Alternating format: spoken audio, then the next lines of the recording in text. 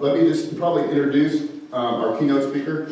I'll give a little background. I started listening. Who listens to podcasts? Who's listened to Matt's podcast before? Yeah. Good amount of us, right?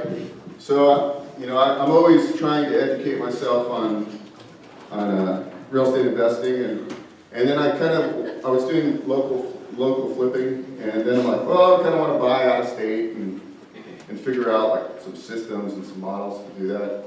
Because anytime you start trying to look at a state, it's challenging, and to build systems is really what you need to do if you want to scale your business. And systems aren't really what I do. But anyway, so I found this podcast, and then I went on to his website. I saw he had a conference, and then I'm like, I want to go to his event. So I always do that. I invest in myself to figure out what other people are doing, right? So I went down to Manhattan Beach and went to his Epic Intensive event, and it was really, really good, and he's down to earth, and I like everything he does, so I'm like, he'd be a great keynote speaker for Barb Camp. Actually, I already knew I was going to invite him before I went, but he was, he's so personable, I figured, so, I think I'm a good salesman because I knew I'd probably get him. You didn't know that, but, I had to close a deal, right? I had to build relationships, just like when you're trying to buy a house from yourself. You have to build a relationship and then create value, and then, so sure enough, we got Matt. I know a lot of you have listened to his podcast and stuff, so you guys are going to really enjoy his presentation. I mean, I went to a 3-day event, and actually I'm going to go to his 3-day event in 2 weeks. If anybody wants to join, there's probably some spaces, but he's really good, and if you want to kind of build a simple system that works, I think he's the guy, and he's got a great story too. I'll let him tell us kind of his background. He's in the music business, then he bagged groceries, and then he figured out, and then his manager, well anyways, I'll let him tell a story, but without further ado, Matt Theriault.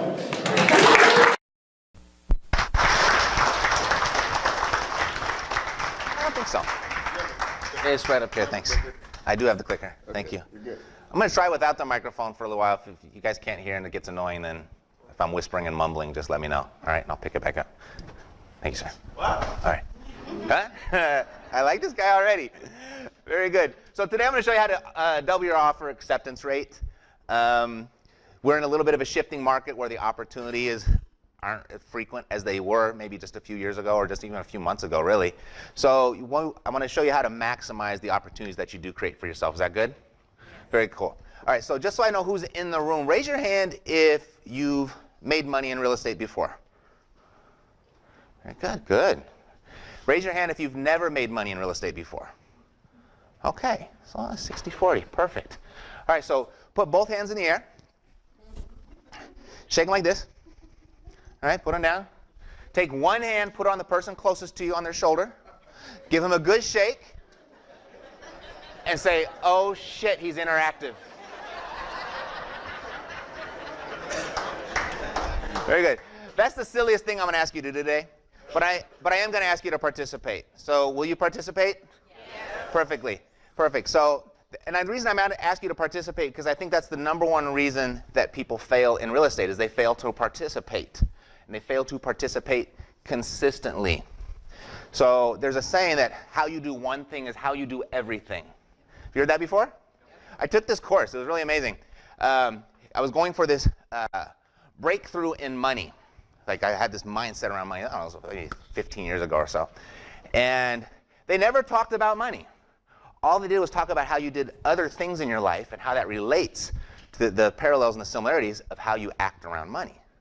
And there was all kinds of different things, but one of the examples was, they said throughout the scenario, compare how you butter your toast to how you make love. What are the similarities there? So I'll leave it there. But we found similarities, and it was really weird. And then how you were with buttering your toast and making love, like you saw parallels in how you do your real estate. So just consider today how you participate in this environment is how you're participating in your real estate investing. All right? So I know we had 130 people or something like that RSVP. There's not 130 people in the room. Just consider that's how you play in your real estate investing. So congratulations to you guys for showing up. Okay?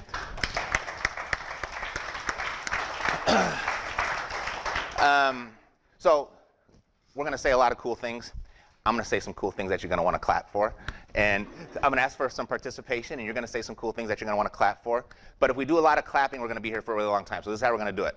Anytime someone participates, and we're going to acknowledge them by giving them some love. And it looks like this. I'm going to go 3. Let's give them some love. 3, 2, 1. And then we go. Some of you have seen this before. OK, good. All right, so let's try it again. Let's get it in unison. 3, 2, 1. Perfect. Let's give both some love. 3, 2, 1. Cool. All right. So where are we going next? Clicker. Here we go. Thank you, Dan. All right. So no excuses. So you have to participate. No excuses. And I'm not going to make any excuses for who I am. So I'm going to ask for your permission to be myself. Is that OK? All right. I can be a little bit politically incorrect, as you already can tell how we butter our toast, right? I talk fast. We're half hour late, so I'm going to move really, probably even a little faster. So I do talk fast. If I really stumble over my words, just forgive me there. And Mercedes, my better half in the back. Say hi, Mercedes. Yeah. She always says, when you go up there, make sure that you smile. And I'm like, babe, that's all I do is smile. She goes, no, no. You're very intense. You look upset and angry. And people don't want to come up and talk to you. And I was like, just so you know, this is my happy face, OK? So if I look angry, I'm not angry, all right? It's really difficult to make me angry. All right, so this is my son, Mateo. It's the obligatory kid photo for every presentation. We have to do that. That's what somebody told me in a presentation school. Draw a connection and relate with them and show them how this is your why. So this is my why. Why is he dressed up as a referee? Well, this was on Super Bowl. And his team did not make it to the Super Bowl. So rather than wearing any team's colors, he says, I'm going to dress up as the referee. And we have this thing that now, anybody have kids? Raise your hand if you have kids. Are you just blown away by some of the things that they say every once in a while? Oh, yeah. Absolutely, right? So about a year and a half ago, I was leaving for the weekend to talk to a really awesome group just like you. And he said, just out of the blue, Daddy, make sure you start with a joke. And I was like, where did you get that, right? And I got a little nervous because I'm not funny. Like I'm not funny when I try to be. So if I have to force a joke out, it's going to die every single time, or bomb. But I said, OK, great. I'll start with a joke, but you have to give me the joke. So he said, OK, what do you call a fly with no wings? I said, what? And he said, walk. Some jokes work better than others, but that's the joke we got today, all right? And then I also put him in the presentation because my CPA said if I use him as a model, I can have him on payroll, and I can have his allowance as a tax deduction, all right? So, all right. So my name is Matt Theriault. When I got out of the Marine Corps, I spent the next 15 years or so of my life in the music business, did very well for myself, made my millions by the time I was 30, and then this little thing called the digital download came along, specifically a company called Napster, and just wiped the whole industry out, turned it completely upside down. In 6 months, I was bankrupt, I was divorced, and I was bagging groceries. I literally went from a 7-figure year to working for $7 an hour. And after about a 6-month-long pity party of going paper or plastic, I realized that I have to do something else. I didn't have a plan B at that point. There wasn't a whole lot of demand for an out-of-work music entrepreneur. So I just kind of ears were wide open. And of all places, the grocery store manager came up to me and said, Matt, if you really want your life back, and this is the grocery store manager giving me some advice about wealth creation. He was 34 years old, I was 34 years old, so that was even harder. But hey, he was further along in life than I was. And he said, if you really want your life back, he said this famous quote to me, and I've repeated it probably 10,000 times since. He said, real estate is the final frontier where the average person has a legitimate shot at creating real wealth. And I was like, well, that's all I needed, right?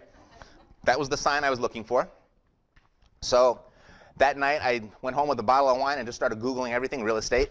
And long story short, became a real estate agent. I was signed up to be a real estate agent within 48 hours of that monumental moment. And did pretty well for myself for 4 years. And there was a moment where I had this meeting with a special client. Any real estate agents in the group? Do you have those clients that have bought multiple properties from you?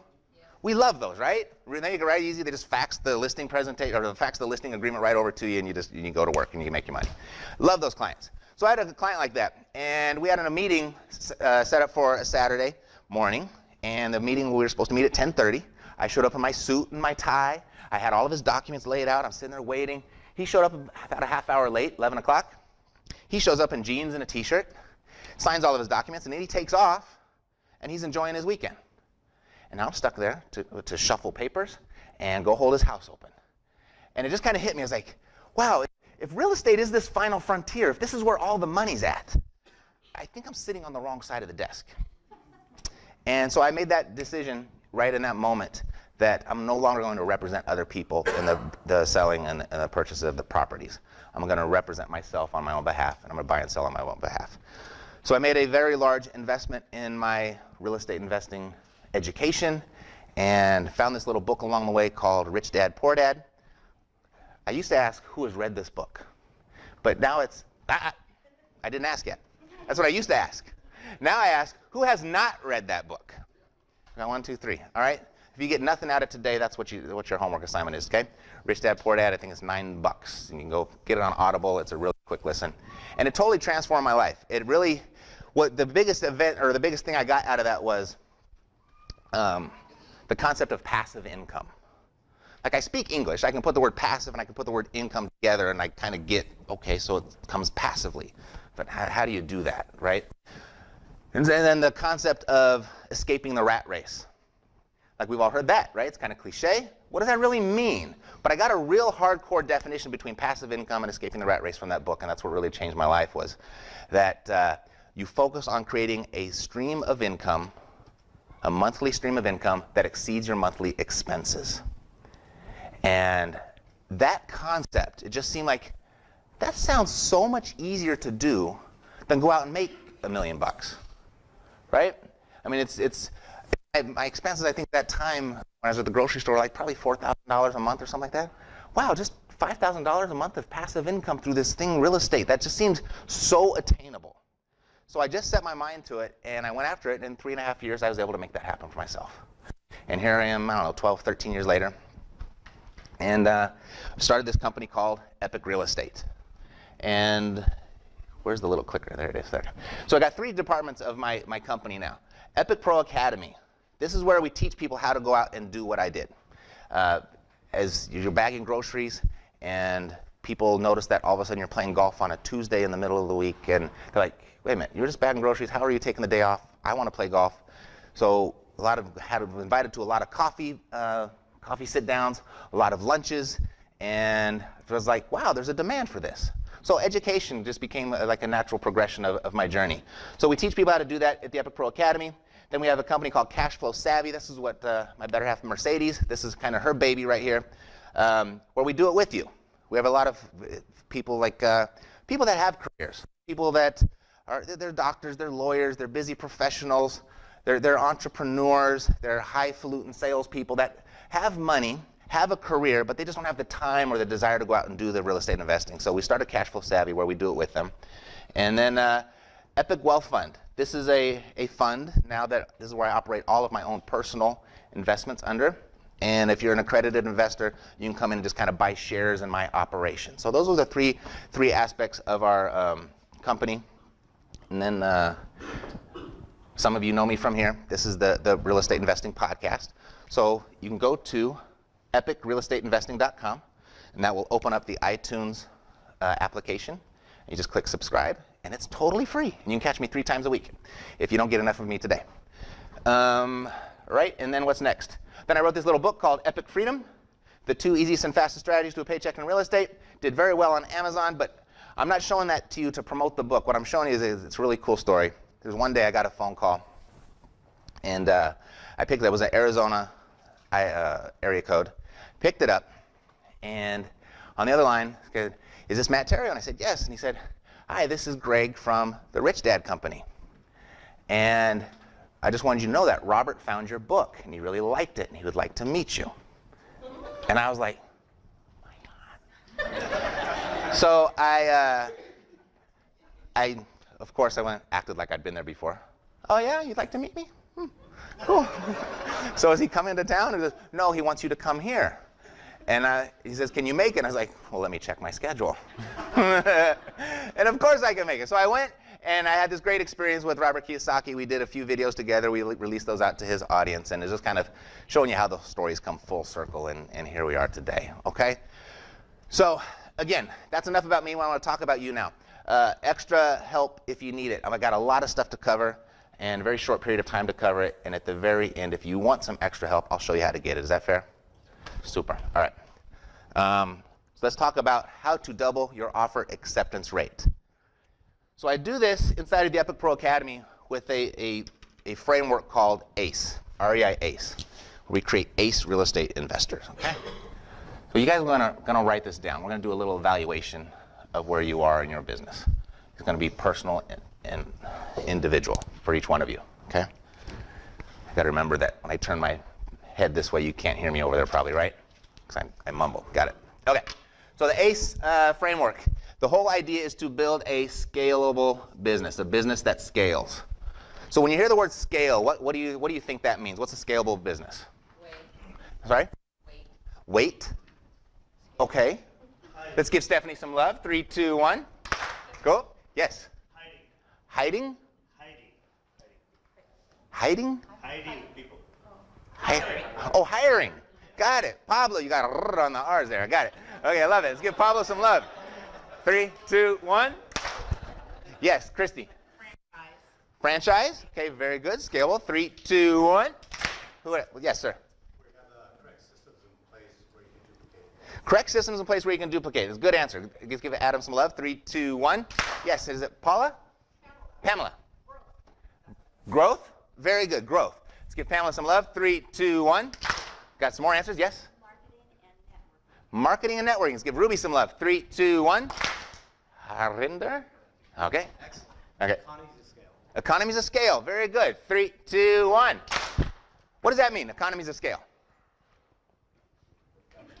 Yes, Christy. As size goes up, costs go down. Okay. Sure. I love it. Let's give Christy some love. 3, 2, 1. Anybody else? Y'all are doing great. This is participation. I love it. All right. So scale is really just being able to do more with what you already have without it taking more time and money and effort on your part. Okay, that's kind of the layman's terms. All of those answers absolutely fit into that definition. Okay. So how do we do that? We need to focus on 3 parts of our business. Where'd the blue one go? That would be right here in the pocket. Okay. All right. So here's where we get our ACE from. We got attract, convert, and exit. Okay? Attract, convert, and exit. When you get those 3 departments down, you've got a scalable business. Because if you can't attract, what you have is no opportunity. No opportunity. Okay? If you can't convert, what you have is no control. And if you can't exit, what you have is no profit. Right? Now, when you can attract and convert, you've heard the expression, you make your money when you buy real estate, right? So attract and convert, that's when you're buying, that's where you make your money. Okay? When you know that you can attract and you know that you can exit, what you have here is confidence. Confidence is extremely important because it's what inspires your daily activities. Because if you know you're going to get a result from every action you do, you're more inclined to take more action. Does that make sense? All right? And when you can convert and you can exit, what you have here, what you create for yourself is freedom, right? Money results in the freedom, right? That's why we want the money, because it gives us the freedom that we need in our society. So, perfect. So we divide these up into 3 departments each, or 3 components. Okay.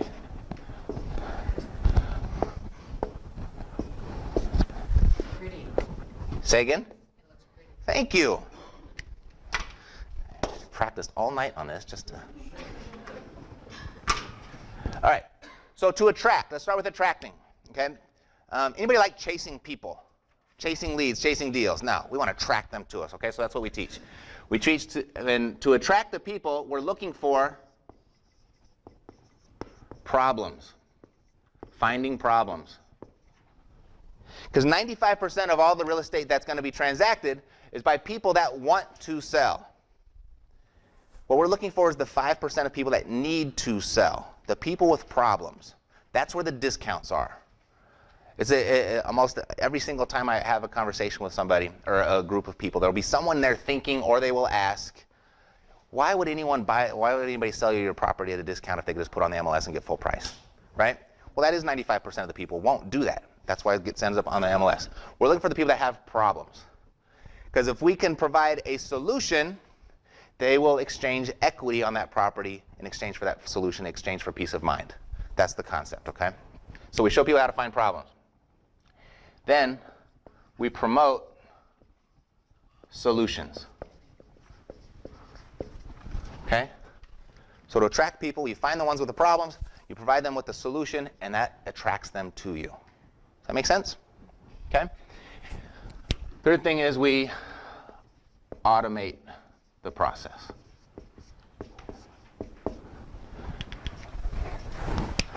Because if you have automated lead generation, what you create for yourself is consistent opportunity.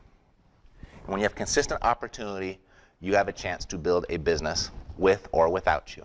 Okay? But that's where it all starts. So to convert, Bo was talking about this right here earlier. He came to my event to convert, right? And he started with relationship. He started with building rapport. Okay? Building rapport. Next, Bo came to me and he gave me his presentation. This is what I got going on. I got bar camp, right? In our context here, we're talking about presenting an offer to a motivated seller, a seller with a problem. We're going to present our solution to their problem. And the next is getting the contract signed. You got to get the commitment. Okay? All right. So we've got our attract, we've got our convert, now we're going to exit. By the way, regardless of what you're doing in real estate right now, whether your focus is multifamily, whether your focus is mobile homes or single family residence or duplexes, doesn't matter what it is, all of those strategies look the same up to this point.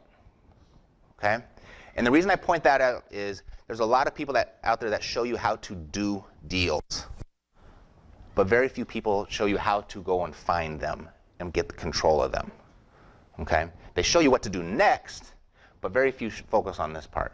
So just know that regardless of what strategy you do, and I'm saying this because any shiny object people out there, they get attracted by the shiny object.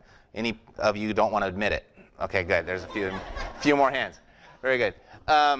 So that part, and then also, Dan is going to tell his story out in the lobby, and he's going to share that with Gloria, and Gloria's going to be like, well, I'm doing single family, and Dan's thing in the mobile home park sounds so much more interesting and easier.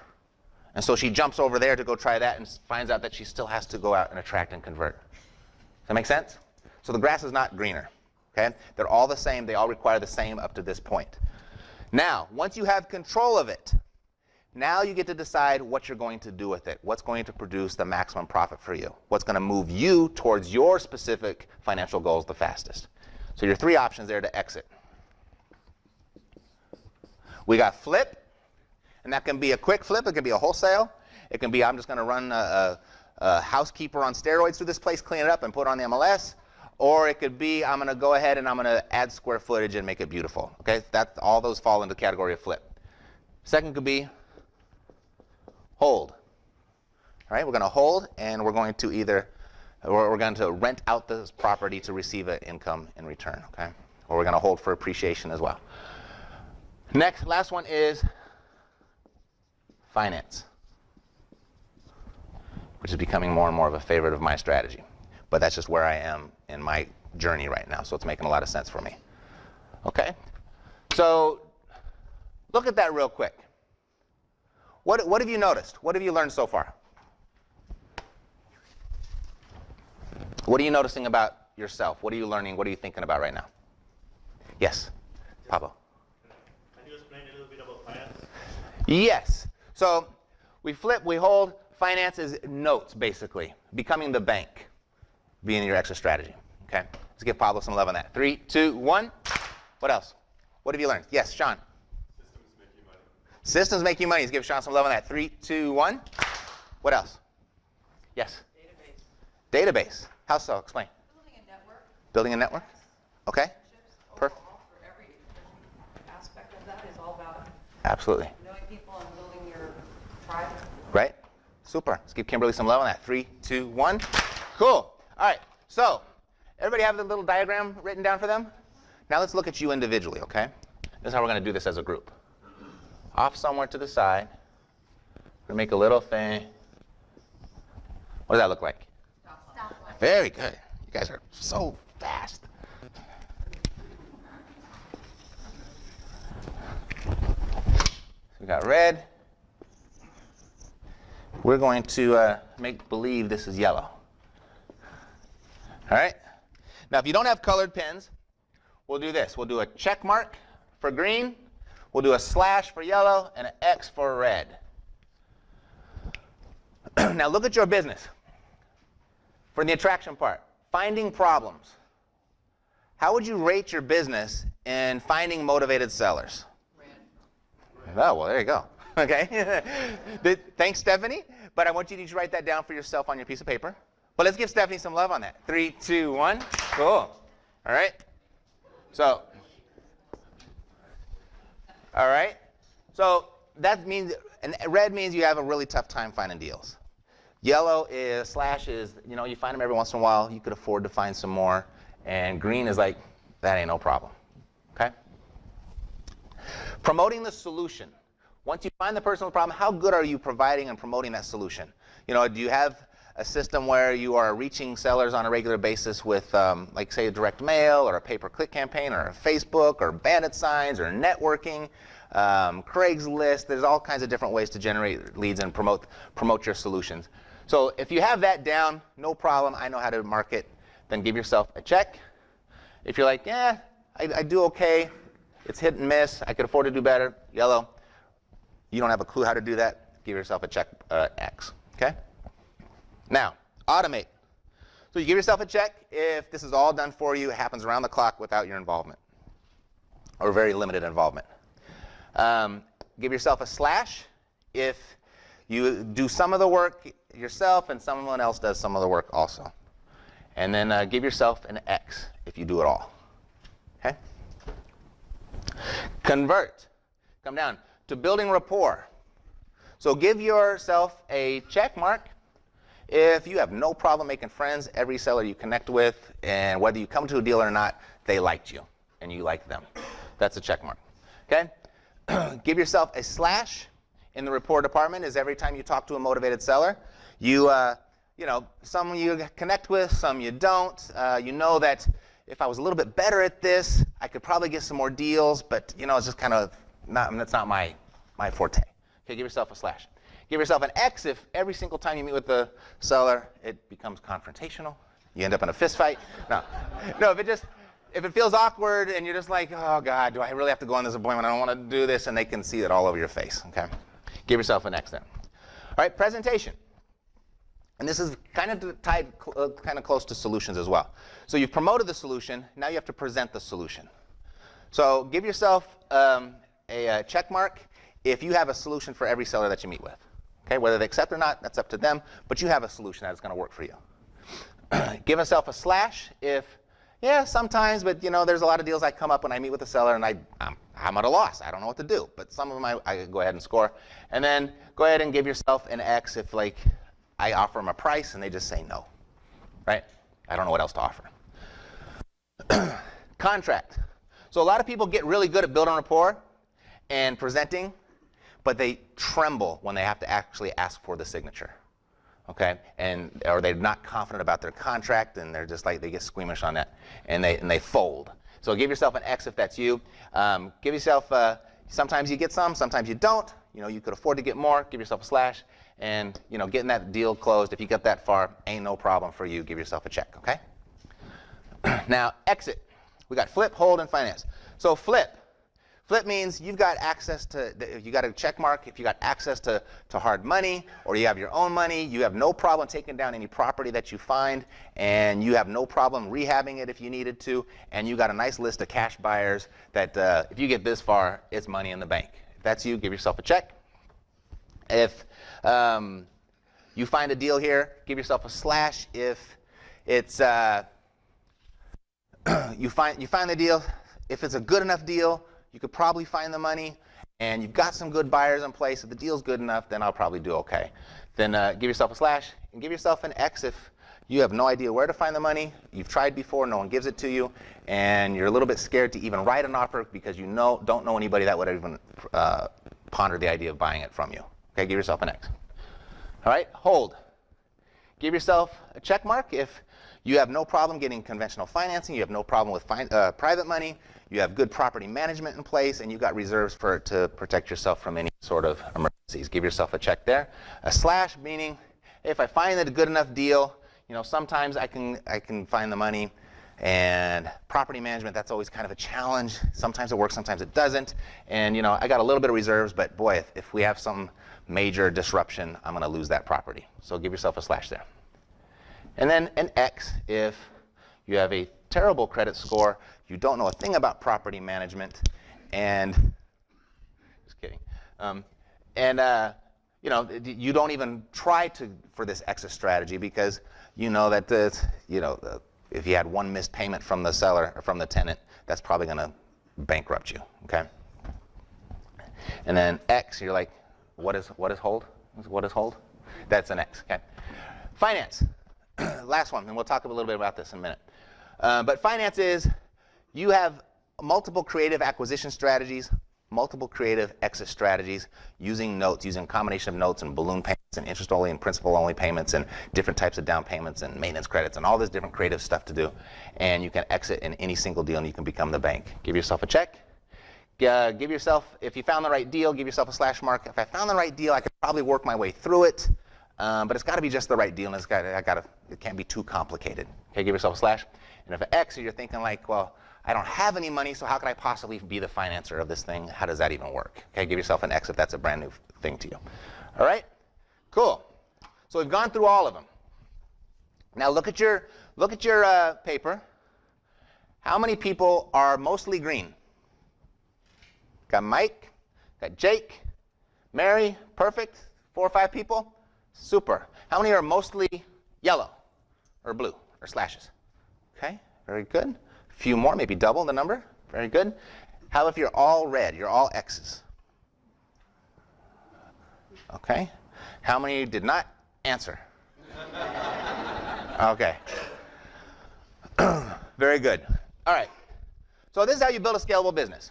So what we do at the Epic Pro Academy is we start here and we work the way that took you through this, and we just start we take one thing at a time as a project and turn each department of your business green. That's what we do. All right, so I'm going to take you through one part right here. One of the most important parts, I think, is the conversion process, okay? How to convert the deal. Because if you don't do this part right, if you can't do this part, when you go to convert, you don't know what to say, you don't know what to put in your offer, you get constantly rejected, and ultimately you just end up wasting time and money. But if you get this part right, you've always got the perfect words to say. You're very comfortable. You always have a solution. You get acceptance. You get your contract signed. And ultimately, you've got consistent deal flow. Okay? So who wants consistent deal flow? Very good. Is it Merle? Yeah. Merle, why do you want this? So that I can get passive income. Passive income. Let's give Merle some credit or some love on that. 3, 2, 1. What else? Why do you want this? Matt, your hand. Why do you want this?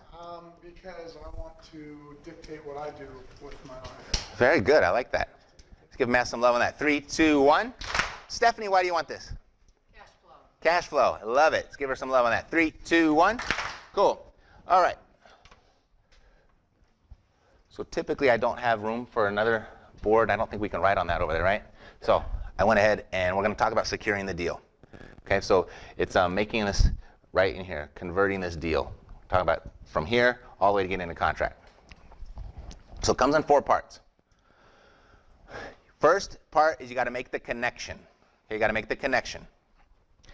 Because if you make the connection, what you get is acceptance. If you don't make the connection, what you get is you just a business where you're grinding and grinding and grinding. It's a very frustrating way to operate business.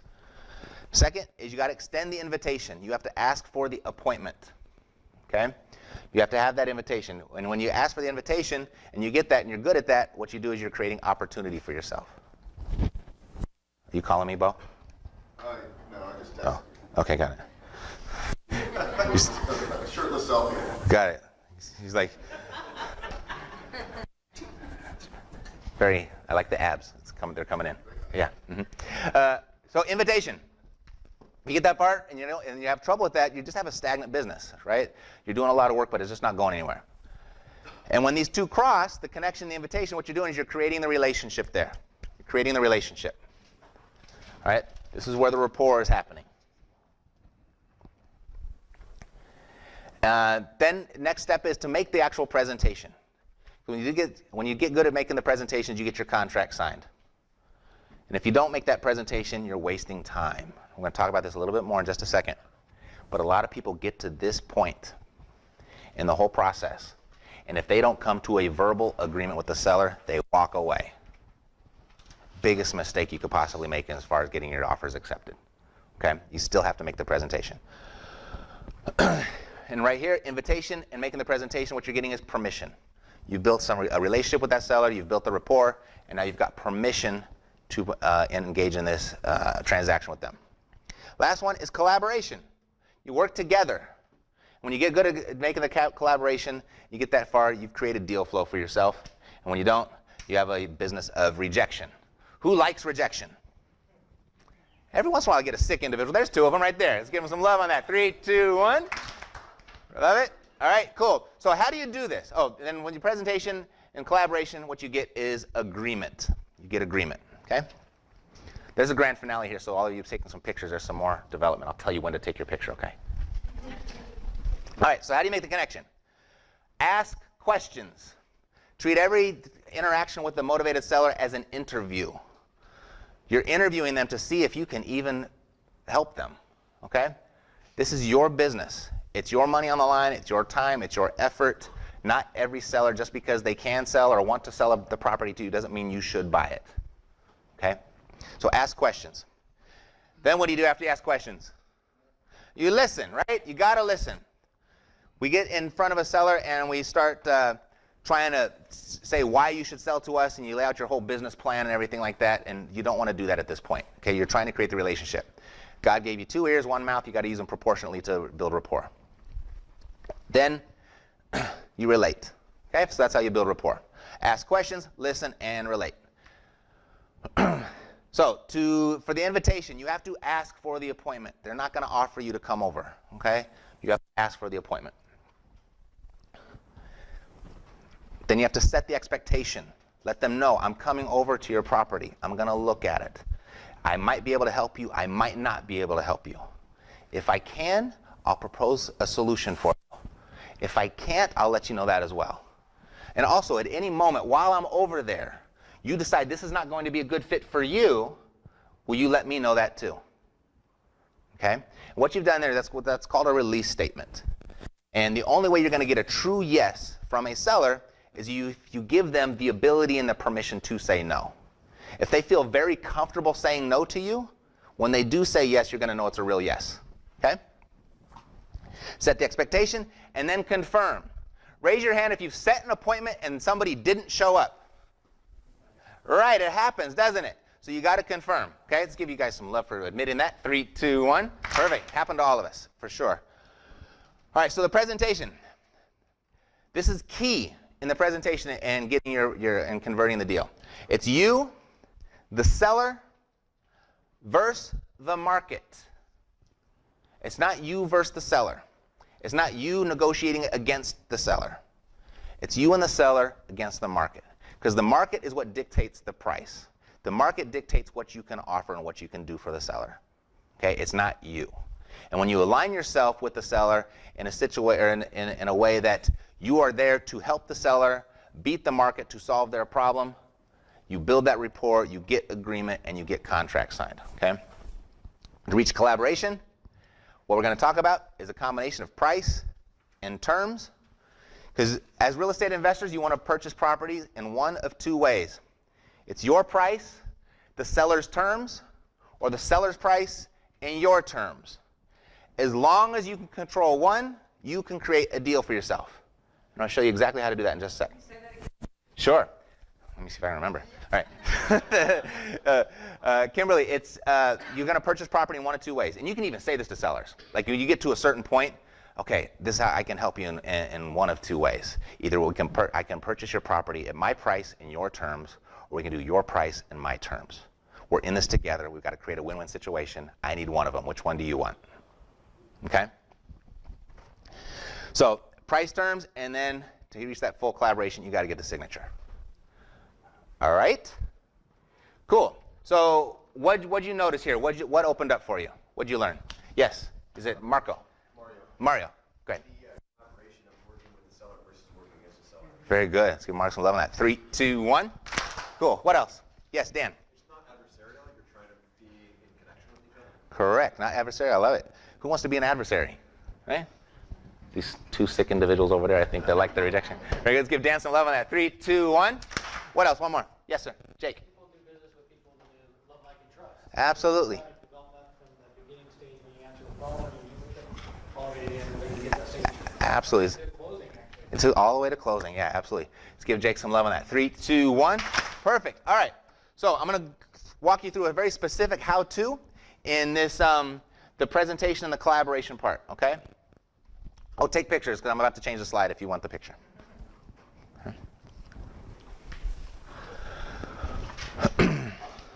Are y'all good? Here we go.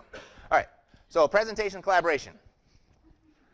Let's see. Yeah, so this is you and the seller. You're taking on the market together. All right. I love this picture. It just makes me feel so good. Right? Dog lovers? Dog? Anybody? Anybody? We got a few. Okay. Where's my cat lovers? All right. You can stay. All right. Here we go. All right. So I brought this for you. First part of doubling your offers getting accepted is not taking the first no as your answer. Okay? You can try and pass those down for me there. Not taking no as your first answer. You're getting a limited number of opportunities right now. So you need to take, I need one of them, please. You get limited opportunities right now. You can't take no for your first answer because you don't know when the next one's going to come, right? You work so hard. You might have spent some money on generating that lead. You spent some time setting that appointment, getting them to show up. You've built the rapport, and you get all the way to the moment of truth to get the contract signed, and they say, no, it's not going to work for me.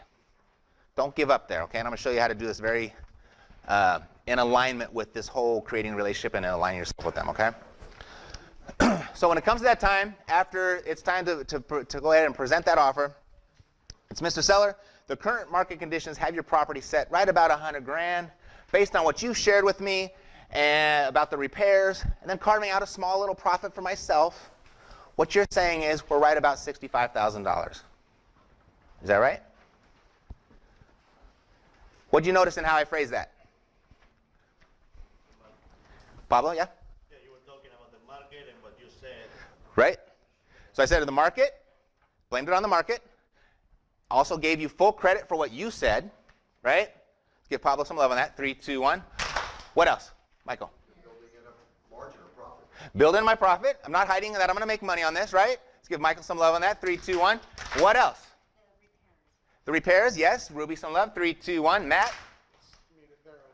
Their idea. So what you're saying is we're at $65,000. So I'm even removing it even more that it's not me versus them. It was their idea, okay? So if they agree to that, what do? Get the contract signed, right? If they don't agree to that, then you got the next step, right? Okay, so based off what the market is saying and what you shared with me, what is the lowest offer or price you would accept? Okay, so now you're going to get them. They're volunteering that again. You just said something. I didn't hear what it was. Did I actually say Alexa in my conversation? Because that happens in our house. Anybody have that? The Lexus commercial comes on in their house and Alexa goes off? Does that happen? I guess that's just us. Oh, yeah, there we go. There's one. All right. We have it too close to the TV, I guess. I love it. All right. So if they agree to that, if you agree to that, what they said, what is your lowest price you'd accept? If you agree to that, what do you do? Get the contract signed, right? If they don't agree to it, okay, next. All right, you know, my biggest goal here is not to make the biggest profit, although it is to make a big profit, or it is to make a profit. But based on, well, my biggest problem or my biggest thing is I want to make sure that I just don't lose. I got to play it safe. I got to make sure that I don't lose. This is how I feed my family, okay? So I just want to make sure that I'm safe. And based off the current market conditions and what you're proposing, it's actually beyond my risk tolerance. Would you accept $75,000 if I close quicker? Okay? So what did you notice there? What's the nuance there? Everything is very intentional. Would you accept $75,000 if I close quicker? Yes, sir. Up to my price. Yes. So give Mark some love on that. 3, 2, 1. Yes, Michael. You're introducing time. Time, yes. We're introducing, give Michael some love on that. That's a big one. 3, 2, 1. We're introducing a second element into the negotiation. Because if you narrow that negotiation down to just price, it eventually becomes you versus them. Right? But you introduce an additional element to the negotiation. It could be time.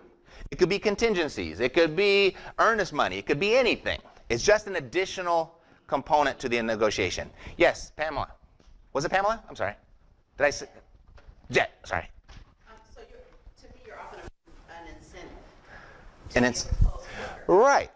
So you're trying to find out, does this person really want the slow dime or do they want the fast nickel? Because I can make either one happen, right? Cool. All right. So if they agree, what do you do? And if you come to an agreement there, get the contract signed. If they don't, then it's this. Mr. Seller, I'm sorry, it doesn't look like the market is going to give us both what we want.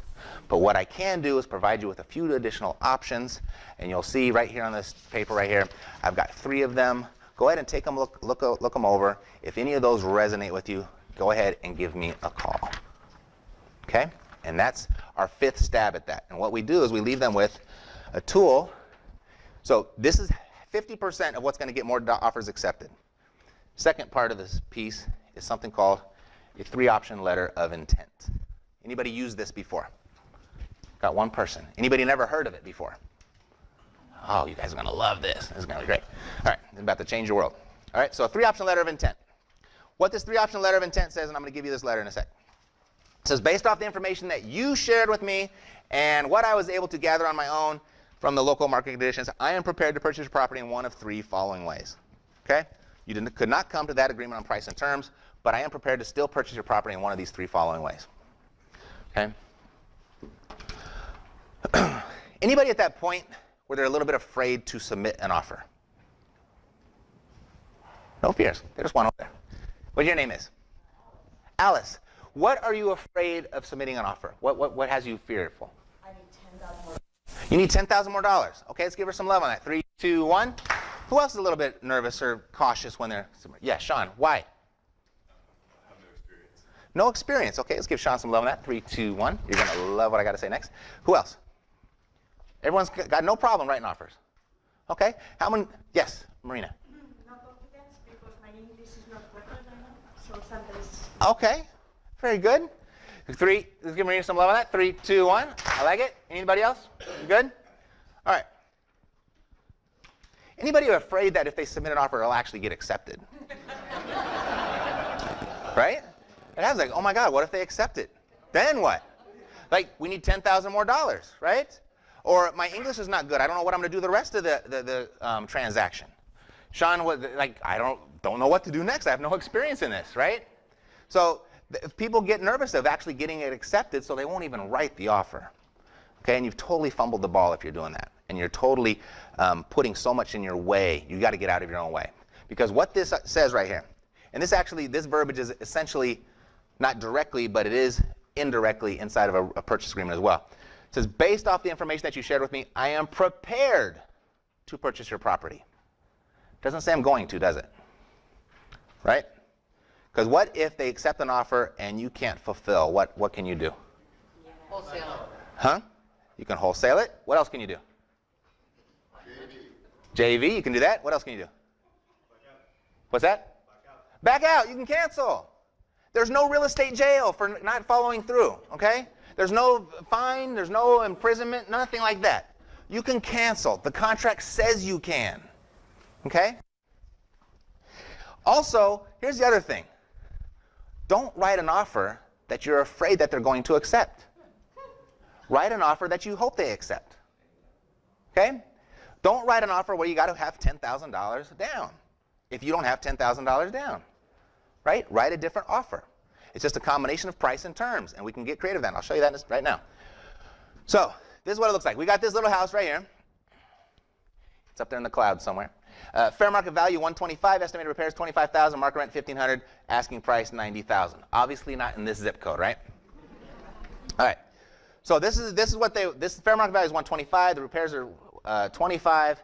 The asking price is 90, so that's going to put us at what? Was that 115? Okay, right? Market rent is 1,500. It's a decent deal. It's a decent deal. So we're going to create 3 offers this way. There are 3 options. Option 1, give you $75,000 all cash. So $75,000, that's your price, their terms, right? Okay? Next, we want to get closer to your asking price. We'll go option 2, I'll give you $97,500, and these are going to be my terms. I'll give you 10% down right now, and then I'm going to ask you to carry back the balance at 6%. And I'll make you monthly payments of $438, and the balance due in 10 years of $87,750. Okay? That's option 2. Option 3. Again, just price and terms. I put you above what you're asking for. I'll give you $110,000 for it. And I'm even going to give you more money down, and then I'm going to divide the balance up between 300 equal monthly payments. I'll give you $300 a month for 300 months. Okay? So those are 3 ways that I'm prepared to purchase this property. So what do you notice there? What's coming to mind right now when you're looking at that? Something is, because everyone's taking pictures, so you're entranced. Yeah, Render. I'd like Yes. to ask you about option number 3. Are you anticipating the market to go up so you can actually cash out? Let's give him some love on that. 3, 2, 1. Who wants to respond to that? Like Pablo. It doesn't matter. It doesn't matter. Why doesn't it matter, Pablo? You buying that for cash flow. It's a great deal. Well, you're buying it for cash flows. Good answers. Give him some love on that. 3, 2, 1. What else? What else do you notice? Yes? Sure. He asked on option 3, because I'm giving them more money than what they asked for, am I anticipating appreciation? Not necessarily. Not necessarily. Why, Stephanie? Because you're going to have cash flow, so you don't really care. That's a bonus. Right? You get it. Absolutely. Good answer. 3, 2, 1. What else? Yes, Michael. You're building equity. In rentable payments. How are we building equity specifically in option number 3, though? Principal payments. Right? So even though I offered them $110,000, 100% of my payments are being applied to the principal. So I'm actually only paying $110,000 for this property. After 10 years, how much am I paying on option 2? A lot. A lot, at least double, right? So even though I'm offering more here, I'm paying less than I'm paying here. Y'all follow that? Right? So what I'm doing here is I'm just giving them a combination of price and terms. And I put them in this order specifically. And there's no right or wrong way. This is just the way I do it. I just do it this way. I want to give them 3 options. I give an all-cash offer, an interest offer, and a principal-only offer. Obviously, I don't use the word principal-only. Okay? That sets off alarms. But it's up for them. I'm presenting this how I'm prepared to purchase it. You take a look. You tell me which one you like best. Okay? So, yeah. So all of these. This is a really good cash flow property, or a cash flowing option. I'll cash flow really well at this rate. All cash, I got a bunch of equity there. And then option 3, I kind of get the best of both worlds. Follow me? So I don't care which one they take. Good one. Yep. No, it's great. It's fantastic. Thank you. Let's give Stephanie some love on that for telling me the good one. 3, 2, 1. Go. Okay. So, what's next? Oh, and then at the bottom, there you go. If you're afraid to offer this, to close in 14 days or less, All we need to confirm is the status of any encumbrances and repairs. So again, to close, all I need to do is confirm a couple things. So you're not even committed yet. And this is a letter of intent. It's not an agreement. It's not a contract. Once they decide which option, or you decide together what option is happening here, then you go put it into a formal agreement. Okay? So there should be no fear. Do not leave an appointment with the seller or even a conversation over the phone with the seller. If it doesn't end in a deal, send them one of these every single time. No excuses. Because tomorrow, one of those sellers is going to call you and say, you know what, I do like option 2. Or they're going to call you in 6 months. You know, that option 3, is that still valid? But it only happens if you leave something in writing. Okay? Mail it, drop it off in person. You can email it, FedEx it, do whatever you got to do, but get it in their hands. Because you know why you want to do this? Because your competition is not doing it. And when that tide actually turns, and that problem that they have that helped them identify themselves in the first place, when that problem becomes a little bit bigger, because things tend to roll downhill when the problems start, when it comes a little bit bigger, who are they going to call? You. Only because you left them something behind. That's the number that was most handy. Okay? I have a question over here. Tiffany, yes?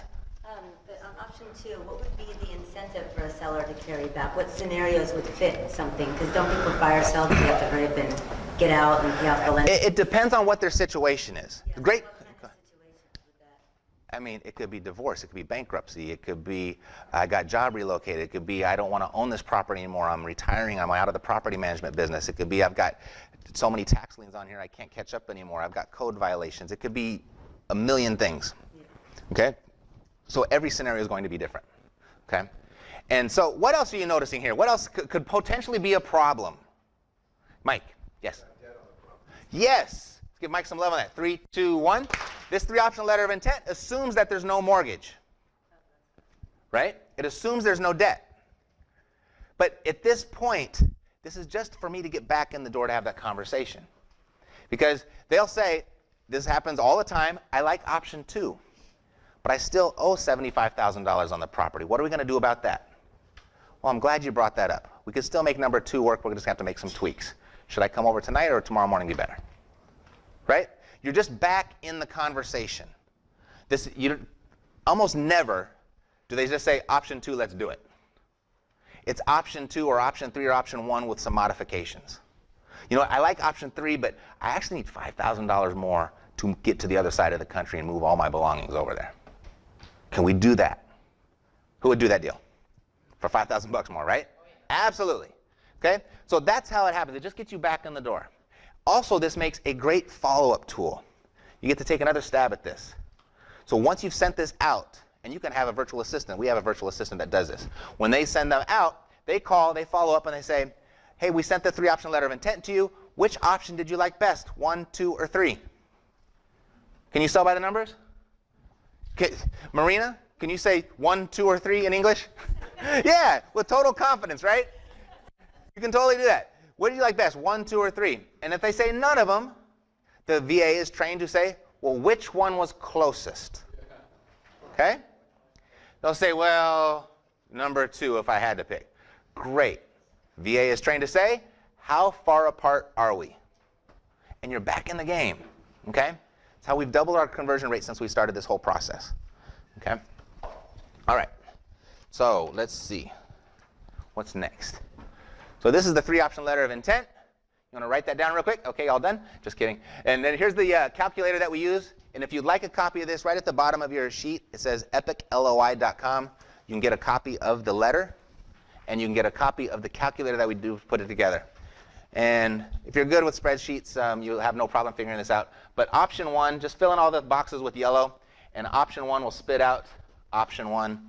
Option 2 is the interest only, right there. Option 3, there. Gives you all the what your ROI, how much cash you're going to need, all that stuff is included there, okay? And you can go ahead and just play with these numbers however you want to a point where you would be happy if they accepted any one of these 3. Don't submit an offer that you're going to be afraid that I hope they don't accept option 2.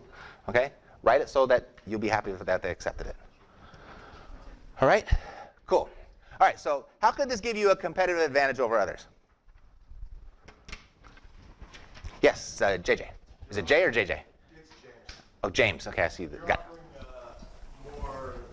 you're offering more than what your competitors are offering. Absolutely. Let's give James some love on that. 3, 2, 1. We have to do it again because Merle's a little off beat. Let's give James some love on that. 3, 2, 1. There we go. Cool. How else could this give you a competitive advantage? Yes, Christine. Automating your system to a certain degree. You're using a virtual assistant, so your time is spent doing more profitable activities. I love it. It's a perfect answer. Let's give Christy some love on that. 3, 2, 1. What else? How else could this give you a competitive advantage? Yes? It's no longer just a yes or no. It gives something to think about. Something to think about, right? Keeps the conversation going forward. It creates opportunity where there wasn't one before or where it might have died previously. Let's give him some love on that. 3, 2, 1. Your name, sir? Ryder? I like it. What else? One more. How could this give you a competitive advantage? There's one I'm specifically looking for. Yes? It's Mario. That you're continually slowly moving towards the result that you want instead of just going straight in there. You're slowly moving towards it and you're not taking no further. Right, I love it. Let's give Mario some love on that. 3, 2, 1. If I came in right in the door, this is doable, it's not impossible, but it takes a very skilled person, experienced person to do it. But if I came right in the door and started proposing, okay, this is what we're gonna do. I'm gonna give you $5,000 now, and I'm gonna take over your mortgage payments, but we're gonna put the property in my name, and we're gonna get you on your way, and blah, blah, blah. Like, whoa, this guy just came in to steal my house, right? It moves slowly and progressively to it, so any of you can do it, okay? Regardless of your experience level, that's the point, all right? One more, is anything else kind of resonate with you? Yes, Tiffany. I'm putting the ball in their court to make the decisions. Perfect, absolutely. Give her some love on that. 3, 2, 1. It also gives you, I'll just go ahead and fast forward, we're running out of time. It gives you the ability to keep coming back without being awkward and weird. Do you want to sell your house yet? Do you want to sell your house yet? Do you want to sell your house yet? Right? It's very natural and logical way to follow up with them. Third thing is, I don't know, fifth or sixth thing that I like is that you can actually offer more money than your competitors and it still be a good deal for you. Okay, that's a biggie. Because, we're all here on a Saturday learning how to do this. Sellers aren't at home learning how to do this, right? And so they're going to see these numbers, and all of a sudden that's going to give you a competitive advantage over what you're proposing as a solution as the rest of your competitors, okay? All right. Let's see, what's next? Who's kind of like, wow, that's a lot of work? No, I think it's awesome. Do? Okay, cool. Let's give Stephanie some love on that. 3, 2, 1. Anytime somebody says I'm awesome, I'm going to give that some love. Anyone looking at it though, thinking I don't know if I'm really that person. I don't know about this. I don't know if this is what I want to do. Hands, I like it. Okay. Anyone ever consider that's in the trenches doing this? You know what? This is really tough business. I might have made a mistake getting into this, but I'm a little too deep right now. Anybody think that sometimes? Business gets tough. It does. It's not all lollipops and rainbows. I just sold the bane of my existence yesterday, a 40-unit building in Memphis. And that thing has beaten me up for the last 4 years to the point where most people would say, I will never own another apartment building again, and I will never manage property again. Hear it all the time. Because that experience was well worthy of me making that decision. And so I think about it all the time myself. So let me take you through something really quickly. I was going to show you Nathan here. He's our total rock star with a 3-option letter of intent. I'll tell you a story really quick. He was a night nurse in Spokane, Washington. And he came to me. He's working graveyard, running as a night nurse. He was running his real estate investing business during the day, totally exhausted. He had 3 kids and a wife. That was about to break up. He was about to lose his kids. And he came to me. We implemented this 3-option letter of intent into his business, and he eventually started outsourcing everything. And now he's probably one of my biggest success stories. This video runs, but I won't have any audio attached to it. I'd let you him tell the story. It's so much better than how I say it. But that 3-option letter of intent has totally turned his life around. He's created his passive income that's surpassed his night nurse income to where he has quit his graveyard job, and he's a full-time real estate investor now. So that's just what that 3-option letter of intent. He's in Spokane, Washington. Yeah, not a, come on, baby.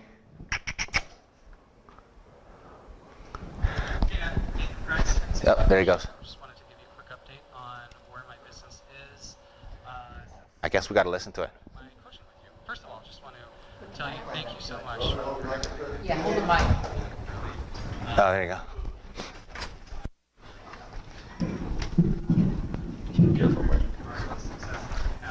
So, past 12 months, I've done Oh, about it's on my computer. transactions with average profit margin of 90%. Yeah. I don't know where it's coming from. I have no clue. All right. Yeah. Well, I just told a story, and I want to get to this next part. So there we go. Sorry, Spokane. Next time. Yeah. It's a great story. Okay, cool. Okay. All right. Oh, thanks. I appreciate it. Let's give all the help some love. 3, 2, 1. Thank you very much, MacGyver. I appreciate it. I cut you off before you could solve that one, though. So, real estate. Let's just go through this really quickly. Why real estate? Why do we want to do this? Why are we here on a Saturday morning? And why, when you have an experience like the one I've had over the last 4 years with this one specific property, why do I continue to do this? Well, this is why. I came across this article, actually just recently, and it was written way back in 1996 in the Wall Street Journal. And this is the title of it. If you want to go ahead and look it up yourself, you can read the whole thing. Dow Industrials have been a wise investment decision. How do you think this article already is slanted just by the headline? Right? Written by... Anybody think fake news all of a sudden? Right? So, yeah, Wall Street Journal is going to present a picture of why Dow Industrials have been a very wise decision. And the reason I chose this article and this graph, because there's a lot to choose from, is that it goes from 1926 to 1992. It was the longest span of time that I could find. Okay? So it has, we got the stock market, it shows, obviously, was leading the way here, and I think it was around 12.5%, 13% return. If you stayed in it between this period of time, that's what your return would have been, your annual return would have been. Real estate was just a little bit less, so they gave a respectable acknowledgement there. And then you had bonds and you had T-bills way down here. Okay? But what this article failed to talk about was when most people buy an investment property, how do they purchase it? With leverage, right? So this is just based off the appreciation. So if you put leverage in there, how many times does that multiply your appreciation if you did a traditional 20% down? By 5, right? So if you had leverage in place, this is where you would have been in this graph. Okay? But also what it did not acknowledge was amortization, depreciation, and cash flow. Okay, so I'm going to take you through. Everybody got this? Everybody cool with this? Everybody remember what the colors were and everything? Good. All right. Oh, I'm almost done, buddy. I know you're getting nervous over there and you're pacing on me. Okay. You're good. Okay, cool. I think this part right here, it's going to be obvious to some of you. It's going to be not so obvious to some of you. But some of you that it's going to be obvious to, you're going to be like, damn, I didn't even think about that. I forgot. Okay. There's if you go to like these REI meetings and you talk to the oldest guy in the room, who thinks they're the oldest guy in the room? Michael. Michael, how long have you been investing in real estate? 35 years. Okay. If you were to start all over again, what would you have done differently? Like just kind of in a sentence or two. Learn marketing better. Learn marketing better. Okay. Anybody else been in 25, 30 years? Yes, Jean-Marc. Market cycles. Market cycles. Explain to me more about that. Down market doesn't matter how big your deal is, you're going to lose. Up cycle doesn't matter how loud your deal is, you're going to win. Okay. All right. Does anybody disagree with that? 1, 2, 3. Not as wrong. It's just experience. It's your personal answer. The one thing that I typically get, I mean, you guys are absolutely right because that's your experience. The one thing I typically get though is I wish I would have bought more and sold less. Yes. Right? I mean, imagine if you'd never sold anything, Michael, and you still owned all of that property today. Where would you be? Jean-Marc, if you would have bought all that property and never lost it in the down cycle and you still owned it today, where would you be? Be a much better situation, yeah? Absolutely. So let's look at that. This is what I call the ROI matrix. Okay? This is the ROI matrix. It looks like a really bad square or something, or a bad box. So we call this the ROI matrix. All right. Cool. So we've got appreciation, we've got amortization, we've got depreciation, and we've got cash flow. Okay? So let's look how this actually plays out. I call this a total earnings evaluation. We're going to tee it up. Any golfers out there? Yeah. So you wish you were there right now? It's okay if you were. I would not be insulted if you wished you were there right now. Very good. Okay, so let's look. There's a property by Jerry. This is a property we sold to him through Cash Flow Savvy in Birmingham, Alabama. This is about, I don't know, approaching about 4 years ago now. Been using this example, it just kind of makes sense. So it's a very typical purchase. It's $126,000. He put 20% down. He borrowed 80%. And monthly rent was $1,375. Annual gross income was $16,500. Estimated expenses were $6,600. His net operating income was $9,900. What's that? So his debt service was $585 times 12 was $7,000. So you take the net operating income, subtract the debt service, and what you get there is your cash flow. So you had $2,880 that a year on that. Okay. So the cash on cash return, just take your cash flow right here, divide it by the money that you got into it, your down payment. It's 11% cash on cash return. Who wants that? Who would that deal right now? Who would buy that deal? 1, 2, 3, 4, 5. Who would not buy it? Who would, like, I can do better than that? Okay, about 50-50. Okay, good. So this was his deal. But let's go ahead and project this 3 years later, because this is how most people will evaluate deals. They'll look at the cash flow, or they'll look at their projected appreciation. That's kind of how they analyze every deal. But let's look at it. So in just 3 years, same purchase price, everything, nothing's changed. So just in 3 years. 3 years appreciation in Birmingham was 19%. So the value is $150. So his equity now is $24,000. The equity gain, I'm sorry, was $24,000. It was a 95% return on investment. Okay? So his appreciation was 95%. Who likes that appreciation? That's good, right? Yeah, everybody. Who wouldn't? Okay? So let's look at this again. Amortization. A lot of people don't know how this works or what it actually is and how it works for you. So the amortization, I'll show you. The purchase price, everything's the same. Have our down payment. There's the amount that we borrowed. 30-year loan, fully amortized. You got a decent loan on it. It's 5.7%. Probably do a little bit better right now. Calculated payment was $585. Principal paid after 3 years, because we know what, on an amortized loan, a portion goes to interest, a portion goes to principal. Okay? And it's so mostly in the beginning, it's all going to principal. So not a whole lot here. But the principal paid in 3 years was $30,664. So you take the $3,664, divide that by your down payment, that was a 14.5% of amortization. This is ROI also. Okay? This is ROI also. Depreciation. A lot of people don't understand how this works. So I'll show you. Purchase price, $126. Depreciation is 27.5, over 27.5 years. What depreciation is the IRS gives you a tax credit for the wear and tear on your property. Okay? So estimated improvement. So they only give it on the actual structure. They don't give it on the land itself. So it's typically about 80% of whatever the purchase price is. They give 20% is the value of the land, at least how the tax code works. So you take your estimated improvement, that 80% divided by 27.5 years, so you get to take $3,665 of depreciation each year. Estimated tax bracket, let's say you're in 30%. Anybody, this is California, no one's in 30%, right? It's actually much higher, right? So, but he's in 30%, and so 30% of the $3,665 is $1,099.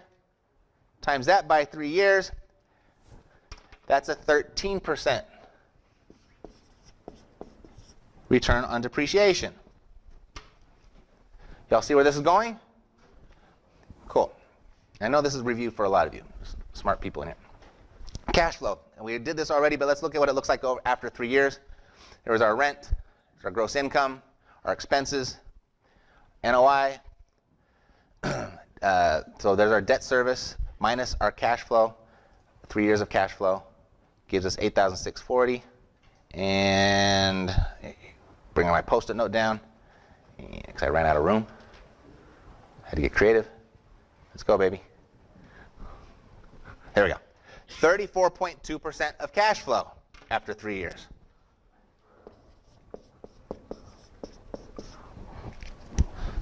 Looking a lot better than that 11% that we made the initial evaluation on, right?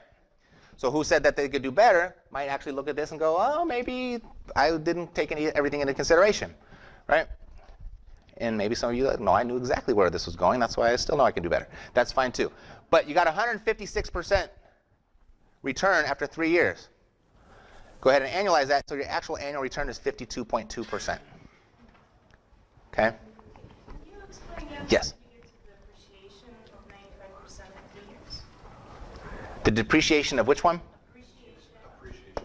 How did it appreciate 95%? Got it. So is it appreciation on your investment? So the property invested, what was it, 19% or 13%? 19% in 3 years.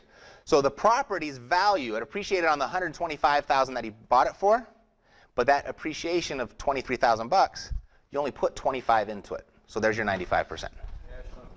Yep, absolutely. Okay. But then again, all of this is happening. If this is a rental property, are you putting any more money into this deal?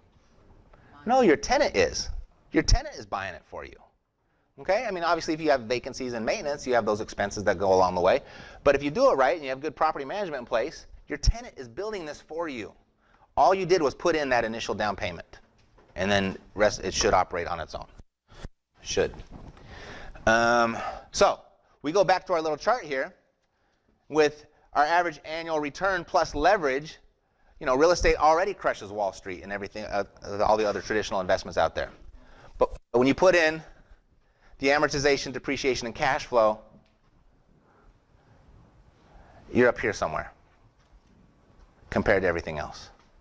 And the reason I show this a little bit to educate you if you didn't know this, but also to remind you, if you go through these tough spots in real estate, and if you've been in this for any length of time whatsoever, you've already experienced some of those tough spots, to remind yourself why you're doing this. Because it really is the final frontier where the average person has a legitimate shot at creating real wealth. I'm talking about the average person of creating real wealth. Got it?